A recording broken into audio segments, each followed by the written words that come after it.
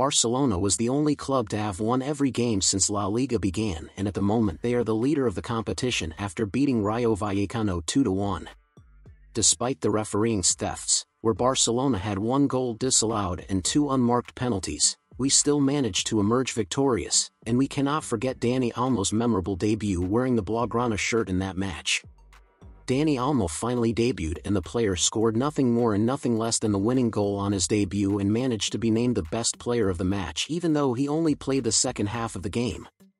In yesterday's match, the new Barcelona led by Hansi Flick showed that we are stronger than we expected, and that yes, we have a great chance of becoming champions in several competitions this season.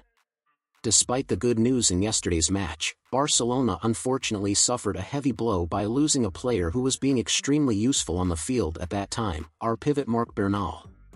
Bernal pleased Hansi Flick during pre-season and gained the opportunity to join the first team. However, the player has barely started to shine for Barcelona and has already seen his career being severely hampered due to an injury.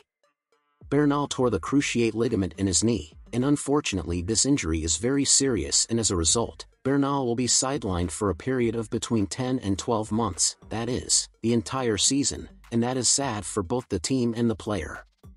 With Marc Bernal's injury, Barcelona's plans changed and now the club's priority will be to sign a new pivot and not a left-wing striker before the transfer window closes. During the pre-season, Hansi Flick said that the club did not need to hire a pivot because the club already had good players to play in that position. However, as we now have Frenkie de Jong, Christensen and Marc Bernal injured, only Marc Casado remains as pivot. In view of this, it was confirmed that Barcelona will now look for a pivot either through a loan or outright purchase, making this a surprise signing since the club's priority was to sign a left-wing striker and not a pivot.